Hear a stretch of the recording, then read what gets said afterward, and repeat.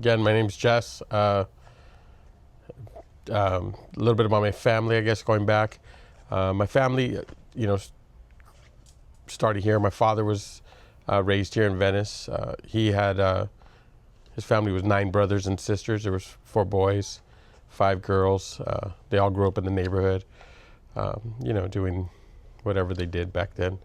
And so, when they obviously had a bunch of kids, I was one of them. Yeah. I was actually the first grandson for us, and so I'm named after my dad, who's named after my grandfather. So that's a pretty cool thing for me. I take a lot of pride in that. And then how long has your dad been here? Like, how far did you go back here? Or? So my dad was, I'm not exactly sure when they moved here to Venice. I know they were in another part of Venice initially, but ultimately they settled over on Palms. It had to be probably in the 50s, I would assume, maybe somewhere around there, sometime in the 50s. My dad was born in 47, so that's all I knew, was Palms. But I do know that they did have another house somewhere here in Venice prior to that. My dad talked about the hills, the little hills over, and him playing on those things and falling off his bike and stuff. Some of those stories I remember as he telling me as a kid. And so, my aunts and uncles were all raised here, went to Venice High School. As I was telling you earlier, like, I originally lived in Oakwood, like right across the street from Oakwood Park on California. Right at the intersection right there. Yeah, literally right across the street. And so, on California. So I was born, California and Lincoln in the car on the way to the hospital. As you pass by, the Market Basket. It was Market Basket back then. And a lot of people won't remember, or you have to be quite old to remember Market Basket. Yeah. So it kind of ages me a little, or dates me, but whatever. And so, I moved out to the Valley when I was really young because of the neighborhood dynamic, the way it was. It was just a little too hectic for my father, trying to raise a young family. And so, obviously we spent a lot of time with you guys back then. And so by that time, you guys were, I think, in Inglewood. So, you guys were in Inglewood. My dad moved out to the Valley, but family was still here on Palms. And so, we always got together in Venice. Like, it was always, we're coming back to Venice, to family gatherings. We're all here in Venice, birthday parties, holidays. Christmas was huge for us. Did you ever hear about, like, your grandfather or anybody in your family, like, give any reasons to how they landed here or why? Well, my grandfather moved here from, Mexico, and my grandmother was from Colorado. She was from here. The funny part was my grandfather spoke English. He was from Mexico. He spoke a little bit of English. It was broken English, but he spoke English. Yeah. And my grandmother, was born in Colorado. She didn't speak English. Was your grandma on your dad's side? On my dad's side, yeah. This is my grandparents. Colorado, wow, that's Yeah. So that was the trip, and she's a sweet lady, great lady, rock of our family, and she passed away many years ago. I was like 18 when she passed away, 16 I think actually. She was freaking awesome, and so my grandfather, he was just a hardworking dude, man. He was a hardworking dude, and so wanted to give more to his family, and so he actually did. He was a gardener, so. He did good for himself, man. He had his house in Venice. He had property around town. Had a house in Mexico. So he was, again, just a hardworking man, trying to raise 9 kids, man. And then where's he from? I don't remember what part of Mexico he's from. I know they talk about it all the time, but it escapes me. My old age, it's some things are fading from memory, I guess. I don't know. I don't remember where he's from, but my family obviously knows. My aunts and those that are still here. I've lost a few of my uncles by now. One of my tias passed away not long ago. It's just happening. We're at that age where it's happening to us. That generation's leaving, and then we're right behind it, right? Yeah. It's gonna happen. The inevitable. My mom's side. My mom was she was raised out in the Valley, and my dad actually met her through like a blind date or something, somehow, and they ended up staying together. And so they met in Venice, or where they meet at? I think out in the Valley. She was from Pacoima, like Pacoima area. Yeah. She has a bunch of brothers and sisters. I'm not as close to that side of my family. Or at least we're cool. Like, we're good with them, but I'm good with all my cousins and stuff. We're cool, but we growing up, I didn't spend a lot of time there. It was always here. It was always coming back this was home. We're always coming back home, you know. And you know So. anything about her family, where they're from, or like like ancestrally, or No, I don't really. you never got into that. Didn't really matter to me because you know, it's just, I don't know, family dynamics. Like I was always on this side, man. I was always with my dad's side of the family.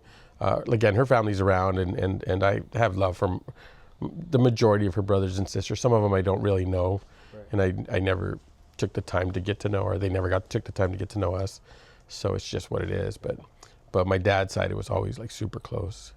And so we were really lucky though, because like I mentioned earlier, I was a firstborn grandson, and then right behind me there was boy. It started out with girls. Like initially it was my cousin Maria was born, and then it was my sister Emily, and then, you know, a few of the other girls. There was a bunch of girls born, and then I hit the family, which was a big deal, I'm sure, for my grandpa and my you know, he was all hyped up. So I got his name, you know. So it was me, and then there was my cousin Ro, and then right behind him was Frank, and then Mondo, and then Tony. So a bunch of boys, and then there was another stretch of girls. And so are you Jesse the third? I'm the third, and my son's the fourth. Yeah. Oh wow, crazy. Yeah, that's dope. So yep. And so I always tease him. I'm like, you gonna keep going? He's like, I think so. Yeah. We'll see. I tell him you're named after your grandpa. What kind of, I mean, like when your family, as far as you know them being in Venice, like did they ever say what type of work they did? What kind of brought them?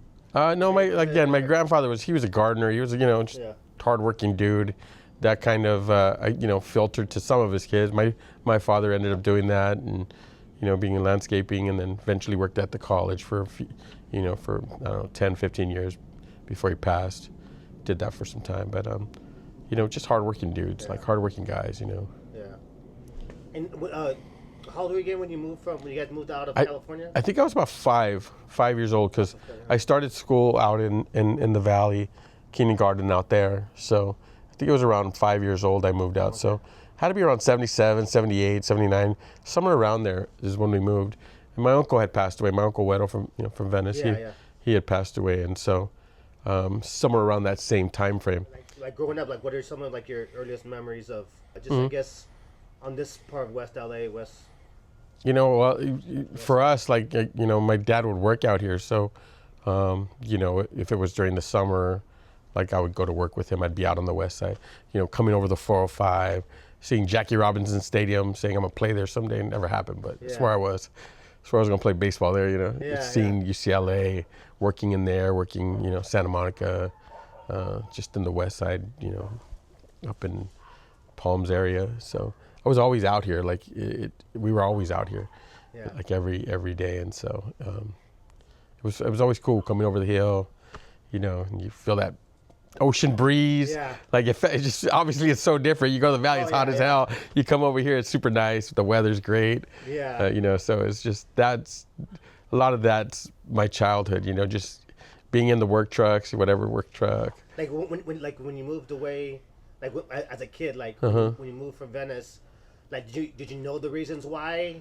Well, I was so little at the time, I didn't realize it. You know, I mean, obviously, I shared with you earlier, there were some pretty crazy moments there, because like we were literally in the neighborhood, and I think from the 70s through the 90s, man, that place was, you know, that part of Venice was rough and tumble, man. Like you had to be prepared for anything and everything over there. You weren't walking the streets like nothing. Like you better be prepared for something coming your way. And so for us, you know, we had some, you know, my father had, you know, obviously, you know, a set of friends, and they would hang out in the front porch, and you know, it was just like, that's like center stage. Center stage, open season, you know. We're gonna go duck hunting, you know, like, and so, you know, I have memory. That's one of my, I shared with you earlier, that's one of my early childhood memories, that I remember the house getting, you know, having some people shoot at the house. Oh, oh wow, and that's like in the 70s, huh? That was in the 70s, so, you know, drive-bys happened. No, but they weren't as common as they were. They were not, no, so, but still, they did. That's pretty deep. I mean, that says a lot. Yeah, it does, you know, so there was a few of them that I think that had happened there. Like I just specifically remember that one, but you know, through the years you'd hear the stories, you'd talk to I talked to my dad, and he would tell me other stories and stuff. And so it was just time to get out of there, you know. Again, he was raising a really young family. It was myself, and I have two sisters that are like a couple years older. Yeah. It was like one kid had, like, they just basically back to back 3 kids, and I was the youngest one at the time. And so I was, about 4 years old, 5 years old. We were playing in the living room, and then you hear all this and you're like, you don't know what that is. You're just a kid, Yeah. So we moved out shortly thereafter. And so when you moved to the Valley, like what were some of your first thoughts when you moved to the Valley? In Silmar, right? Yeah, it was in Silmar. So, well, I don't know, like as a kid, it's just like, oh, cool, we're moving. Like you're just kind of excited for the move and whatnot. And I actually remember when we went to the house to look at it, like that's another childhood memory that kind of stuck. We had like on the side of our house, there was this little small wall. And I remember like standing on that wall and walking alongside it as they were looking at, it was a duplex. So in Venice, it was my dad and my uncle Hector. They lived together, and then they moved to the Valley together. Yeah. So, and that's still how it is today. My mom's in the front house, my Uncle Hector's in the back house. So I remember that, and they've always been awesome. My Uncle Hector and my tia Chili, they've been awesome too. It's been great growing up with them. So, like as you grew up, obviously, your grandpa still lived over here off of Palms, and you were back and forth from Venice and the Valley a lot, like growing up, let's say like through like your early years, teenage years or whatever, like what things about the Valley did you like better than Venice and vice versa? As far as like the pros and cons of like, bouncing back and forth. I think the Valley, I just had my friends there, right? The key people I'm kind of growing up within school with, and then, obviously as you start doing graffiti, you start meeting all kinds of different people and stuff. Yeah. So then I also had a set of friends out here, because, my family's out here, we're together, their friends come, they're my friends too. And so I had sets of friends in both sides. And so eventually I merged those friends into, they all became one group of friends and everybody's friends, And so that was cool because sometimes my friends from here would drive out to the Valley and, we all hooked up out there, or we come out here and we'd all get together. And so, it was always a good time, and it was we were always pretty deep, man. there was a lot of us. And so it was cool. I think coming over to this side, I still have friends to this day, but like, man, remember we used to take the bus to your grandma's house? Like, dude, Venice was the shit, remember? Yeah. Like, and obviously I do, because that was normal to me. Like, so you take the bus from the Valley to Venice? The Valley to Venice. So it was a 3-hour bus ride. Like I would take I lived, in Silmar. I would take the 94 down San Fernando Road. That would take me to Van Nuys. I'd get on a bus on Van Nuys Boulevard, 560, which brought me to Westwood. Westwood, I'd jump on a blue bus. The 2 or the 3 takes me home, Sometimes I would take the bus into LA, into downtown, and I would take was it the 33 down Venice? Yeah. I think it was a 33. Yeah, so there. Yeah. So I would take that down to bring it down into Venice, and I would just walk from Venice Boulevard down Lincoln, catching little scribbles and walking home and to get there. My first girlfriend was out here in Venice too, so that brought me here too. What reason? Yeah. When did you catch your first, I guess we'll be at the video or whatever too, but a lot of people like you're one, like, I consider you a legendary graffiti artist. Appreciate that. And Valley, and so like, I guess in light of your bus ride, when did you catch your first bus tag or bus scribe, or which bus was it? So probably the 94 or the 2 or the 3, because we would, while we were here, we were at the beach all the time. We would either go wait at the bus stop right there at Winchell's on Lincoln. Yeah. Or was it there? No, we would actually walk. That was the one that brought us home. We'd get off at there, and that was the get off the bus there to go home. But we would get the bus by the 7-Eleven, right in front of what's called the fabric store. There was a bus stop there. We would take that one. That would take us to the beach. I can't remember if it was the 2 or the 3. It's one of them. So, I like scribing on buses because that shit lasted, right? Like it stayed. Like you could buff all you want. My scribe's going to be there. So you mentioned that you used to see that, and that was kind of cool. Years, when I was a kid, an early childhood memory is like I used to run outside to get the newspaper. I would race my dad outside to get the newspaper. Whoever woke up first got to read the sports page. So I've always been a big reader, and so, that as I got older, I would always stop and grab a newspaper, and then that kind of helped me on the bus. I'd open up my paper, I'm reading, catch my scribe, go back to reading, Yeah, talk about that one. Yeah, that was me, and so, You know, it's funny because years later down the road, and I was telling you a little bit earlier about this story about I had got invited to like a West Side paint out thing or something like that. I forgot what they called it, but you know, some dude just wanted to get some old school, you know, riders from the West Side, and he hit me up, and I ended up going, and I can't remember who I met there. But he's like, dude, I remember you being on the bus. You always had a newspaper. And I started laughing. And he goes, yeah, I used to see you on the bus and you would catch a tag or catch a scribe. And yeah, so it's kind of cool to kind of be remembered way down, you know. The things people remember about you. Yeah, you know. I remember I've met some, you know, pretty, what are considered, you know, prolific or, you know, top writers and like, I remember being at this meeting and I met some dude and I introduced myself and it was a UTI meeting, but I said, you know, I'm Jes, you know, from UTI, and he goes, are you the same Jes from USK? And I was like, yeah, that's me. And then he's like, oh my gosh. So he started talking to me, and this guy is like I'm not gonna name who he is, but really known writer, and I just thought that was kind of cool, you know, like that he'd remember me from the West Side, like to do that. And so, you know, every so often I'll post something and people from the West Side remember. He's older than you, or? This dude, no, he was actually, he's younger than me, but he's more well-known than me for sure. Yeah. Like he's a really well-known Venice writer actually. And so it was cool having that conversation with them though. And so it's sometimes cool, you know, just if people, you know, you say that, but I don't know. I'm just who I am. And I think. Because back in the day, because like I said, I didn't really start writing until like, I would say I didn't really start trying to pick up a marker until like maybe late 91, around that time. But I remember I was taking, you know, I was at St. Monica's, you know, ride number 3, the 14. Mm-hmm. I wasn't the only metro I would take was the one on Century, you know, and then go to LAX. But I remember almost all the Santa Monica buses that I would get up on, I would always, like and scribes as well, more significantly, I would see you and Jigs. Yeah.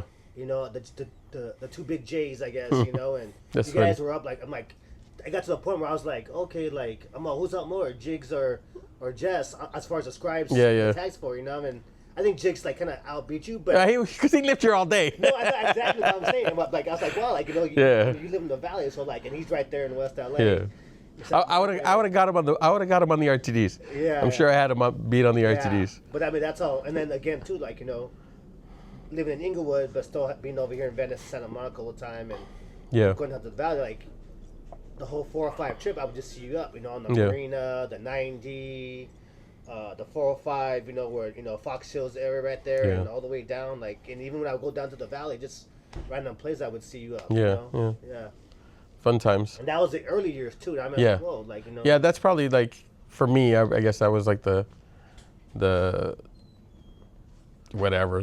Yeah. Whenever I did it the most, I guess. Yeah. You know, before we became more of an adult and start moving into more adult type things. Like when you were in Venice, like how much, like, let's say like in your teenage years or in your, like, you know, how much of your time would you say you spent in Venice versus the Valley?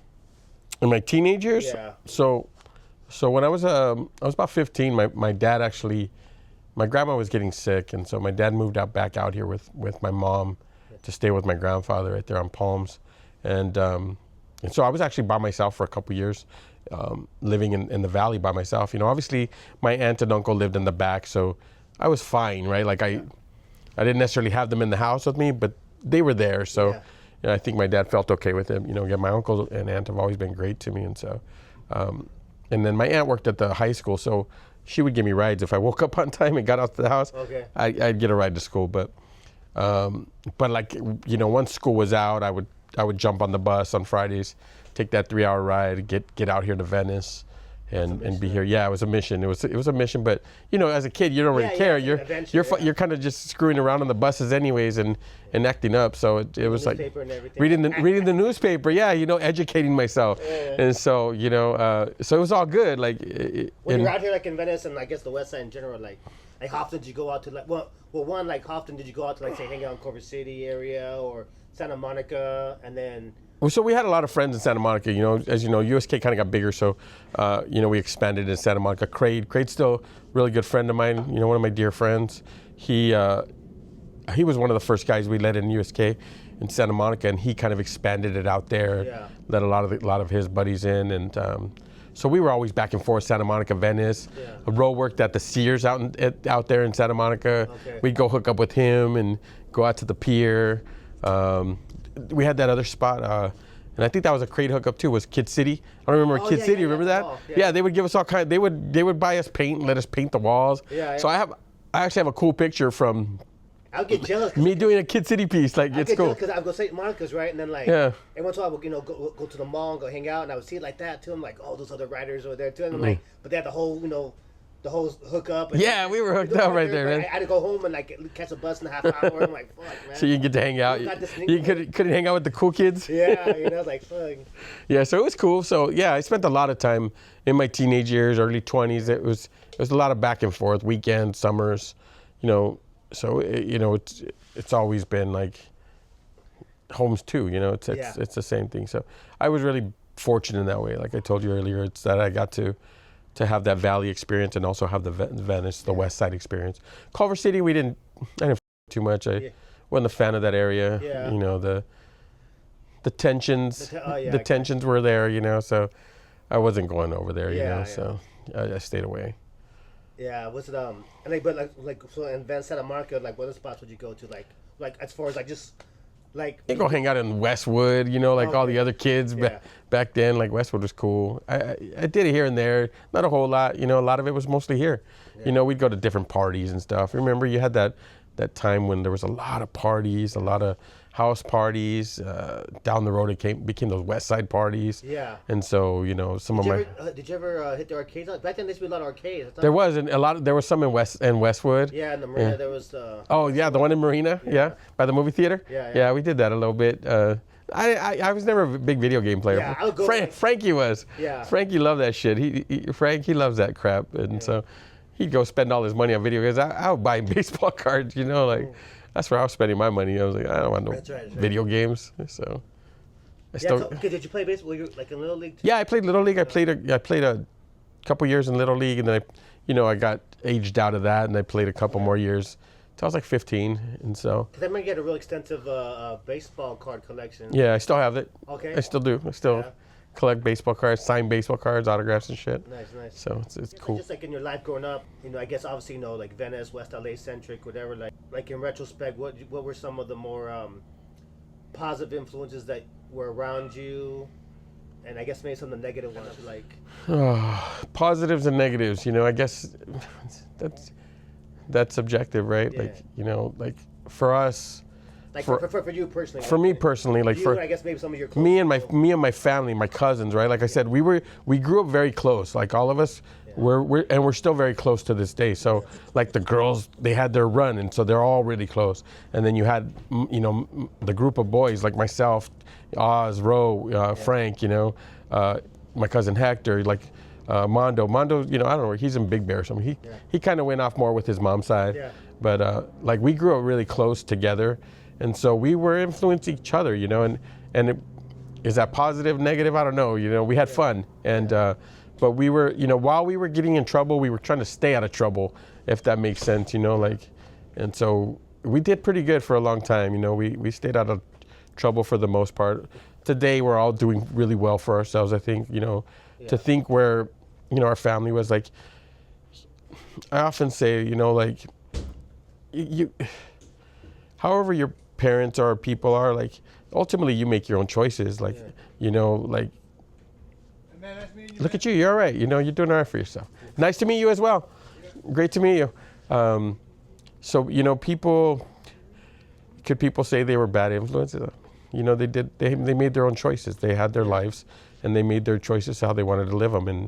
And for me, like, I never made that my excuse to be bad or good. Like, I'm me. I'm a person, so I made my own choices. If I went out and wrote on a wall, I chose to do that. If I was out doing anything stupid, I chose to do that. Like, it's crazy. Like, I had a pretty rough crowd, but I've never done a drug in my life. Like, it's just not a choice for me. Like, it was a choice. I chose to never. That wasn't going to be part of my life.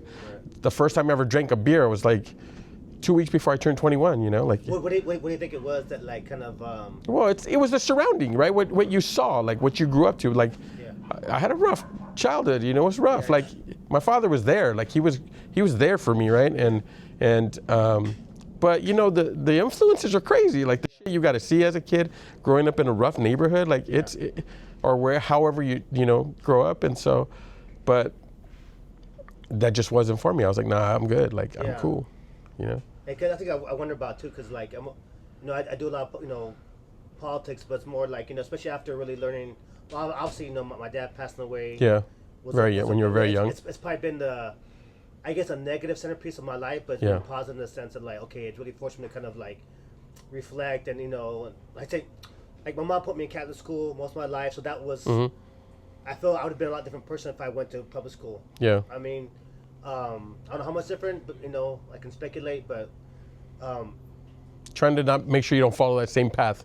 Yeah, right? yeah. Cause she put a lot of good bumper guards for me. Yeah, I think, for you know, sure. Especially given I'm a Bravo. Yeah. In Venice. What could have been? You know, like when you think of your family history and what it was, like you could easily be something. You could still be this voice, but in a negative way. But you're right. Exactly. Like, so I feel like a lot of, and I just realized this recently. It's like a lot of my fire and passion for, like, let's say politics or, you know, social justice has been because, like, you know, I feel like I want, like, I guess revenge of sorts. You know what I mean? But in the sense of, like, I want to understand, like, the social context for what happened. So all the social elements that led to whatever was happening here in the neighborhood.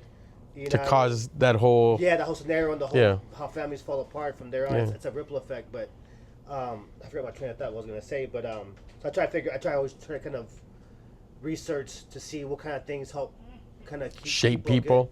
Or, you know, kept people better, or what things, you know, were around, and, you know, just kind of help people steer a little better.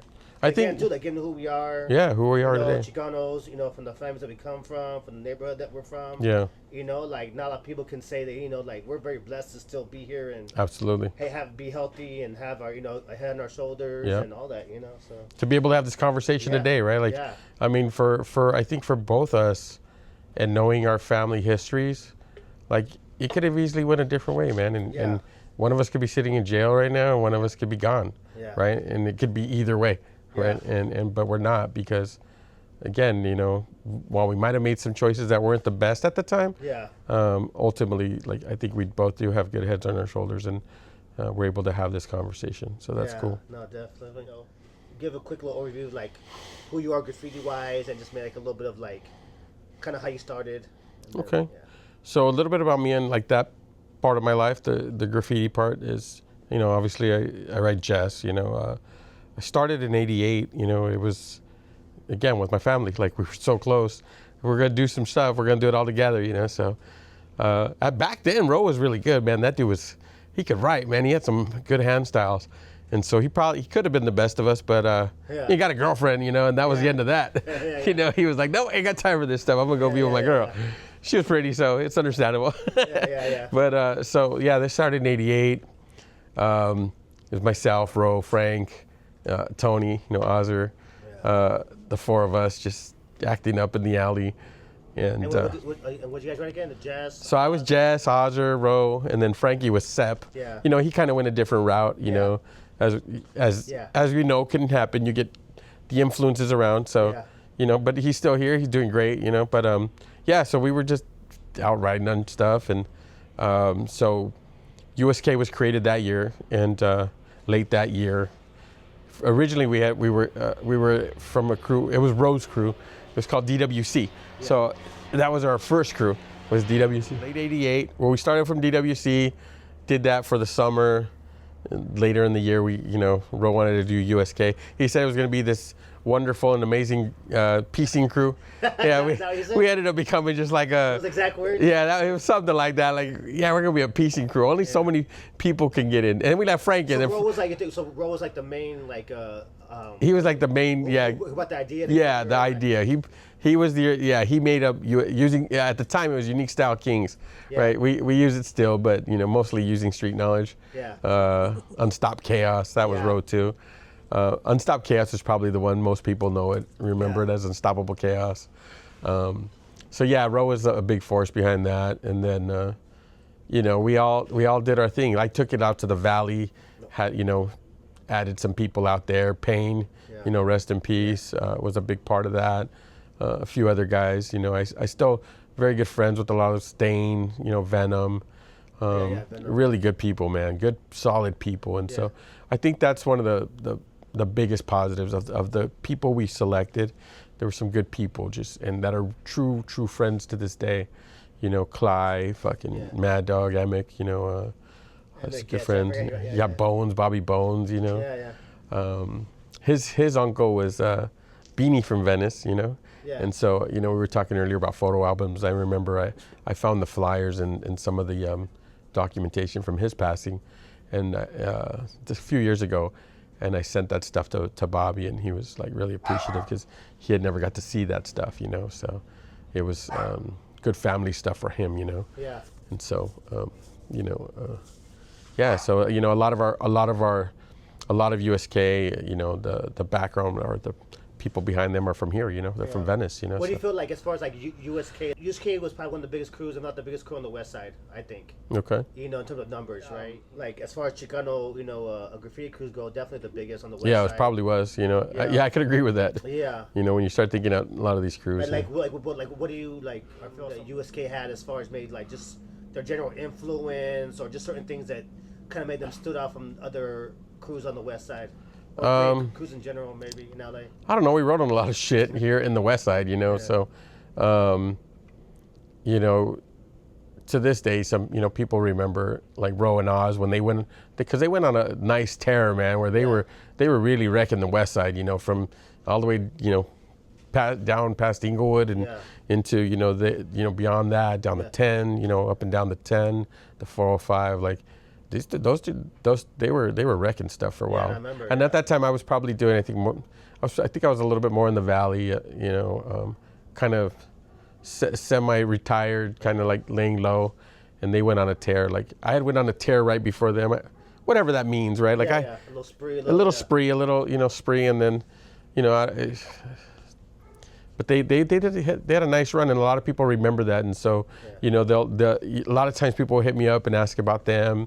I think the three of us probably were the more known ones out there, for whatever that means, right? Like again, I don't know, you know, like what are like as far as like the West Side goes, like USK, like what do you think are some like the better like or the favorite spots that you guys hit on the West Side?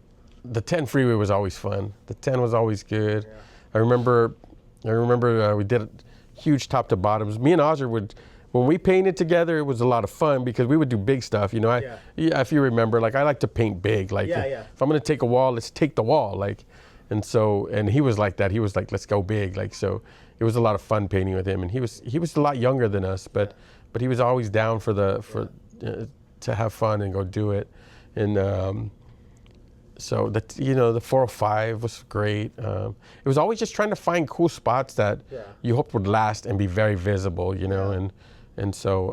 Cause I remember like for at least for me personally, like one of the spots that stand out for me, as far as you go, was like say because we were in Inglewood, so all the time, you know, every day we come over to Venice or Culver City, whatever, to my grandpa's house, like we hit the 90 freeway, boom, like there's when you make that you go to 405 south, 405 north from Inglewood, turn off to the 90 west, and then on the right side, there's like across from Fox Hill, there's like that dome, like industrial little thing. Where the shoe place was or whatever?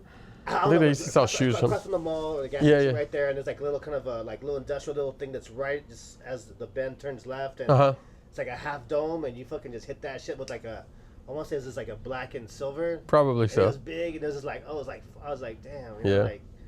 Yeah. I always like to do, you know, again, you're going to take the space, take it all. Yeah. Have fun. That shit was dope. Thank you. But any other favorite spots you know that you... Venice Beach was always good, you know.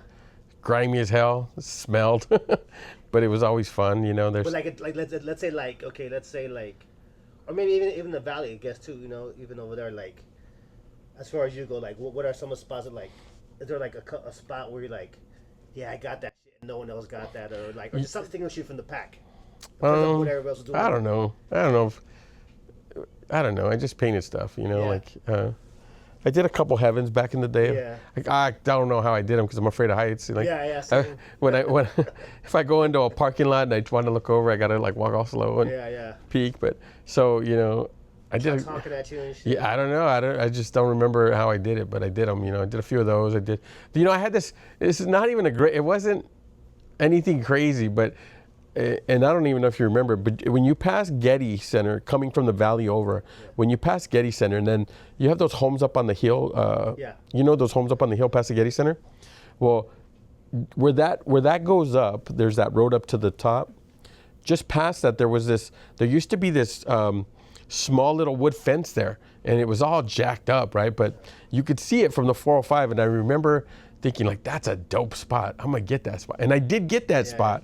And I had a few people as I met them down the road. I remember that spot. Like I actually did take pride in that little stupid spot because it just was a good spot that nobody else ever hit it. And eventually there was a fire right there and it burned all the wood away. Because I would have went and got it again, but no, I was the only one to ever get that spot. So I guess that one, for me, is a favorite. It wasn't really a big deal. It's just a favorite of mine. Yeah, exactly. Yeah, that's what I'm looking for. Because, like, I know, because there's some spots where, like, I don't think I got up a lot. Mm-hmm. But I think my thing was, like, I try to get up in spots that were kind of unique. And at the same time, like, I felt like a lot of, at least when I was coming up in the early 90s, I felt my hand styles were a lot different from the hand styles of other people. So when I hit up, people were like, oh, that's like, like, people always say, oh, that TB style, they would say, you know what I mean? Yeah. I wasn't as good as, like, some of the others. or Nez or Gay. I try to be like that, but, like... Those guys were good. Yeah. They were good. They had some good writing, man. Yeah. And, what were some of, like, kind of, like, arch enemies back then? Like, we had a few. Yeah. We had a few. Yeah. A few people that didn't agree with us. We talked about the 10 freeway. We had once... We did like a top to... We went over some people. Yeah. Top to bottom. But we took the whole wall. Yeah. Like they had a couple like pieces on it. This is a well established road. They had stuff on it. And I mean, so we capped them. We did go over them. Yeah. And so they came back and went like through the USK, and we saw it. We're like, oh hell no! We went back in the daytime on the 10 freeway. It was right off of Cloverfield. The Cloverfield. Yeah, just right in there, right? Yeah. And fuck that, we went and cleaned that up. And buffed them right back out, and they didn't. The 10 was wild. They didn't come back. They didn't come back after that. But that could have started a lot of stuff. But especially back then too. Yeah, it could have. And again, they were well established, this particular group. But we had some tips here and there. We had battled a crew out in the valley, and they kind of they started acting stupid because we were smashing them, dude. Like we were killing it out there. Because we had the Valley Cats doing their thing, and then the homies from here were driving out there to the valley, because it was in the valley, in this battle, and it was just a street battle, like tags and throwies, and we were smashing them, and then they started kind of changing our tags, and so I'm not going to name them because they're idiots, but it almost led to a few fights and whatnot, and so that we took them out. It was what it was. That was a good battle, though. It was fun. And then, how do you feel about some of, like, what are some of the key differences between, like, the graffiti culture or scenario back when we were coming up, like, in the 90s or 2000s versus now, as far as, like, the scene? Well, when we were kids, it was really... Positive or negatives or whatever.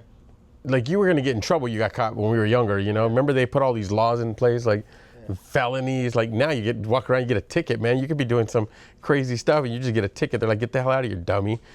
So I think that's the change in graffiti from then to today, is that, and you see it, like it's just so, the streets are just so terrorized today. Like they're just so, and some of it's good, some of it's bad. Like, like I live out of state, and so where I live, there's really no graffiti like in my immediate area, and I kind of like it that way.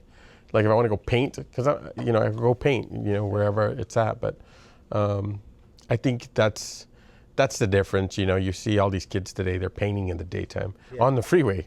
They're like, there's no fear, but because I don't know, there's really any repercussion with the way the laws are today, right? Yeah. So it's less punitive. It's yeah, it is. They're just gonna let you go. They're gonna take away your paint. Maybe take away your paint, maybe not. And just send you on your way. So when we were younger, there was a little bit more risk to it, and I think that was for us more of what drove us to do it. That adrenaline to that. Yeah. You know, you One were. thing I tell people is like a lot of these youngsters is like back then it was a lot harder because one, people were still they didn't really understand it for one, and then two, like our parents didn't like it, the police didn't like it, the gangsters didn't. The neighbors didn't like it. Yeah. So we were like kind of dodging we had to dodge everything and everybody. Versus You were dodging bullets and handcuffs. Like Truly, right? Nowadays they teach you that like youth centers and they have workshops and it's like it's on the fucking Olympics. And shit, Yeah. or, Right. you know, not graffiti. I won't be surprised if it ever hits it. You know, something. Hip hop or whatever. Yeah, but, for sure. I mean, as far as like back then, it was still like it was very, very fringe. Yeah, it was Versus like. it's more. Oh, it's cool now. Like now you got people around here doing like this hipster graffiti art. Or Yeah. whatever, and it's like it's Street cool. art. Yeah. You know? Yeah, it's more accepted, which is a positive, right? Like the artwork is more accepted today, and so I think that's kind of cool. Like, is that you can actually go and see some nice graffiti, some dope shit like that people are putting up. Where in the past, like they weren't going to get those walls. Like you had to get lucky, you know. Like you had to be in our alley. Like you had to be in an alley to get that kind of spot, because you were. But now you can see it on real walls, and so you know a lot of my buddies from STP, they get a lot of walls now. Like they're painting. Yeah, no, constantly, like they're constantly getting production walls and doing their thing, and that's fun to watch and see. Seeing these younger cats progress and get better and do their thing, it's pretty cool. No, definitely. And growing up, what were some of your like favorite graffiti artists or some of the graffiti artists that kind of inspired you in general? You know, I you obviously have inspirations from. For me, I was fortunate. I had inspirations on both sides of the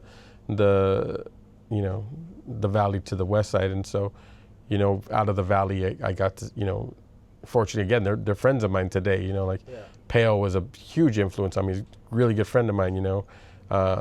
Guy would go out and bomb and hit amazing big throwies, and that was for me the influence. Guy, go big, and color and all of these different things you had. Just depends on what it was. Like skill was amazing with the spray can, and he still is, right? He's from UTI, and you had guys who were hitting buses, bombing buses, that, went all out. You had my buddy Ware, who he would always say he was the king of downtown LA. That was his story to me always. I have every pole in LA. Well, it just depends on what you were thinking of, right? And what dimension of. Yeah, like, so those are some of the valley inspirations. And you come out here, and we talked earlier about Gesso, and he's Ozer's brother, and like that dude was a monster. Like same shit, hitting poles everywhere, but he knew how to paint. He would bomb, and so he had fresh hand styles, and he was a big influence. The West Coast guys, the West Coast artist guys were dope. You had guys like Ash who could paint and dye, and some of the other guys Faux. Like so these guys were doing some dope stuff. The KSNs were amazing, and so you had them over there. You had UTI and STP, and obviously they're my friends, and so I think very highly of them. And there's other crews and other people that did dope stuff that would influence. You would appreciate their work. Graffiti, like in current times, like what are some like things you like about, or some new things that have been like innovative that have kind of like caught your eye, or you're like, oh shit, that's pretty dope, or whether it's artists. The artists today are there's so many. I mean, the tools out there are just amazing now. Like that they do stuff really. It's for graffiti, the paint, right? Like we didn't have that shit. The tips. Yeah, we had to go on missions to find tester tips, and now you get them in bags of 1,000, and they have actually better than testers today, and so that's cool. Yeah, that's cool, and a lot of these guys have learned how to really master the spray can, right, and what they can do with it. There's a lot of guys out there that are just blows your mind, and I just keep my stuff simple. I still do the same shit I've always done. Simple, I want everybody's mom to read it. Like, I don't care. It's my graffiti. I don't care. I'm doing it for me, not for, I just do it because I love it, And like, what would you do like if your kids started doing graffiti? Yeah, it's not gonna happen. But I took my. What if they did? If they did, I would hope. I wouldn't care if they did graffiti art, like the artwork, because it's artwork. It is artwork. Would I want them writing on people's stuff? Nah. Yeah. Like I. It's a different scene now. Yeah. Yeah. I'm not really into that kind of graffiti anymore. I mean, it's cool. It is what it is. It's graffiti, but. I'd rather walk down the street and not see people shit fucked up. I don't want to see writing on someone's house. Like, I don't know. I don't want to see writing. I don't even want to see writing on the buildings. Like it's not. I don't know. It's just. I don't know. But I love graffiti. Like it's kind of weird. It's kind of like a catch-22, I guess. Like I love graffiti, but man, it's just nice when you can go places and it's nice, Yeah. And that's obviously age, but maturity, I guess, whatever. However mature I am, right? Still doing graffiti at 50. So you know what I mean. But it's no, for sure. What are some like the just general thoughts and feelings, even if they're just like just rough feelings and thoughts from like everything that we've done as far as walking around the neighborhood again today? No, it's just nice to get out, walk around, and kind of reminisce and kind of talk through things. Talk through. Different experiences we've had out here in Venice throughout the years. Seeing Chuck's family is awesome. Really dope. Like he was our Santa Claus, man. Like he was amazing to our family. Like every year, we knew he was coming, and on the weekends we knew he was stopping by. Like he was a good friend to my family for many years, and so it was awesome to see his wife and daughter and son. And I didn't realize that was his son in the photo. I thought it was his younger son, but he was like, "No, that's me." I'm like, "Oh, that's cool." Well, I got a picture of you. You're in my family photo, so your family. Like that's fucking cool. Just to give back that love. Like that appreciation. I hope they feel that same way. Yeah, no, I felt magic there for sure. Like I definitely felt like they're very like there's a certain energy in Venice that I don't feel very often. Mm-hmm. And I felt it there. I felt like to me a lot of times people like to use the term like new Venice or old Venice, but to me there's only Venice and that's it. Either you came here and you meshed with it and you blended in, or you're not Venice. Yeah. Because there's people I feel who've been here for a long time and they're to me like they're not Venice. They might be nice and whatever, no shade on them, and not to like disconnect them from the communal aspect of things, but like there's a certain Venice spirit that I don't feel too often, especially like that really old school Venice feeling like we're all there, we're all like generational families. Yeah. They're just talking and vibing and being cool. Like you don't get that very often, Yeah, that was good for me. Yeah. Like I enjoyed that conversation. It was cool. When was the last time you ever seen them? You saw them since you were a kid, right? Yeah, it was. So I did come back. I hadn't seen the daughter and the son since I was a kid, and so it's probably been 40 years. Oh, wow. 30, 40 years since I've seen them. 35 to 40 years since I had seen those. I'm 51 right now. Okay. So, I probably was maybe 10, 12, somewhere around there when I last seen any of the kids. I did see Chuck a few times throughout the years after at my grandpa's house, but he didn't ever have his kids with him when he would come visit. But I would see him from time to time. He would still visit us. So that's been a long time. So it was, I did visit with her. I told you like 3 years ago. Before I moved out to Texas, I did stop. I was in town, and it was just before I moved. I was driving up California, and I happened to see the lady who lived at my house, or my old house. Talked to her. She showed me around, and that was cool. And then I walked over to Chuck's house, and then his wife was home. So I got to talk to her a little bit, and she remembered that today, and so that was nice. And so that was real. I'm glad we got that. It was real. Yeah, that was fun. That was magic, right? I felt very blessed by that. Yeah, it was a good experience. Compounded blessing. Well, one, just even knowing you're back in town, and two, that you have time to even hang out. Two, that we get to even hang out and just chill more than for a few minutes, and then do the interview and then go out and have our own little adventure. Yeah, that was super nice. Yeah. Sure, they got to see me more than some of my people. Yeah. Next time.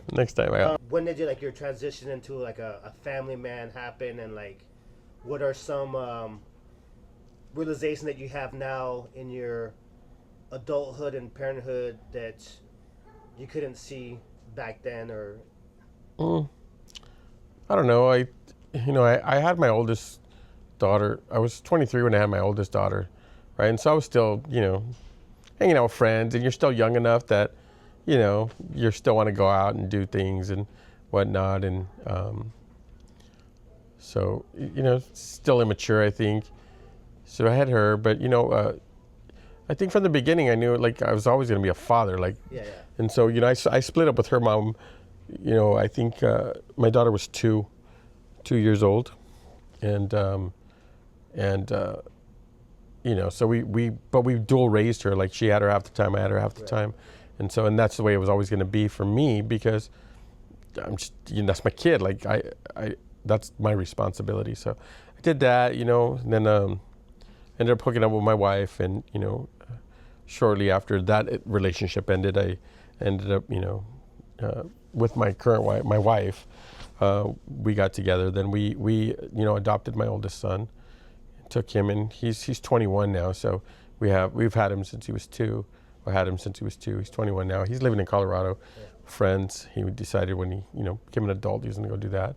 So we raised him, and decided to have a couple more kids. I have 4 altogether. Yeah. And so I don't know. It's like, you know, there's moments that could be better, you know, but you know, you like, shit. How do I get this right? How do I get this right? Like, but you know, I'm truly dedicated to them. Like, you know, I wake up every day, go to work, I bust my ass, and to hopefully give them more, you know. And so that's part of the move to Texas and all of that. You know, I want the best for them. So I don't know. Oh yeah, So like, as far as like, what made you move out to Texas? Work. They offered me an opportunity to promote and do more out there, and so at the time they offered me that, and I didn't see any promotional opportunities in California, so I took the you know, I talked to my wife, and because it's a big deal. Like, you're gonna uproot your family and move to another, you know, halfway across the world, it feels like. Right? And not have anybody there that family support, which is really important, you know. And so I asked her and said, look, this is where we're at, and this is where I'm at in my life and career, and so what do you think? And so fortunately she was supportive and said, let's do it. And so we made the move, you know. We've been out there 3 years, bought a house out there a year ago. Nice. You know, it's definitely different than California, you know. And it's different, you know. So when people say you like it better or worse, it's just different. And I think it's a better opportunity for my kids in the way they're being raised. It's a lot more laid back, and California's really hectic. It's you know, nonstop. So quick food questions, real quick. So like, is there a Whataburger out there? Yeah, it's right down the street from my house. It's not better than In-N-Out. It's different. That was the question, huh? Is it better than In-N-Out? It's like it's like a better. It's probably better than Carl's Jr. Like, I kind of compare more to that. Like, I think you can compare In-N-Out to like Five Guys. Like, they're fresh burgers, you know. I don't know, whatever. Okay. That one, and also like, you know, the Mexican food in general. Oh, no, you got to be here, man. You got to be here. You got to be back home, because you know, it's funny. I keep driving past this little taco stand on the way to my mom's. I'm like, I got to stop. I got to pull over. Oh, but I ain't got time. I got to go see my mom. My mom's more important. So I haven't stopped yet, but I'm going back to Texas tomorrow, so I got to make sure I get something. Yeah. What are some beliefs you held in your younger years that you don't believe anymore? I think I still hold on to a lot of my beliefs. Yeah. You know, I just think it's important to be a good person, man. Like, be as cool as you can. You know, it's you know, and things will be what they are. You know, like, I don't know. Yeah. That might be too deep for me. I don't know. Yeah. What are some of let's say the top 3 advice you have for people watching or future generations of the communities that you belong to, you know, or advice, or just wisdom, or, you know, life wisdom, some key things that you would, like, if you had takeaways, things, if I could do it all over again, kind of stuff. I don't know. Like we talked about earlier, right? Like, you're not a victim of circumstance. Like, you make yourself better. You make that choice. You wake up in the morning to say, like, I want shit to be better for myself or for my people, right? Like, it's like, don't look at what the obstacles are in your way. Like, it's like, overcome that shit, you know, like, overcome those obstacles, like, you know, and how are you going to do that? Like, what do you push yourself to be better tomorrow than you were today, right? I think that's the biggest thing for, you know, because it's easy to do the woe is me, like, my life is horrible, but what are you doing to make it better? Like, again, you know, you had a rough childhood, man. Like, you lost your father early, man. Like, you could fucking be crying over that shit, like, and wallowing in pity. Like, no, you're like, gonna stand up. I'm gonna be a man. I'm gonna make this dude proud. Yeah. Right. Like, and so same shit. Like, you know, like, yeah, I could have went a whole different route. Like, and it's the choices we make, right? Yeah. Like, I think that's probably the most I got for you, man. I don't know. Any last words or thoughts or things you want to talk about or mention or say? No, man. I appreciate you taking the time to talk to me. I hope I gave you what you needed.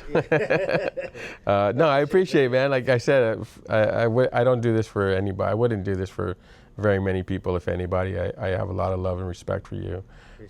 And so, I hope I gave you what you needed out of this. I hope people who watch appreciate whatever I had to say.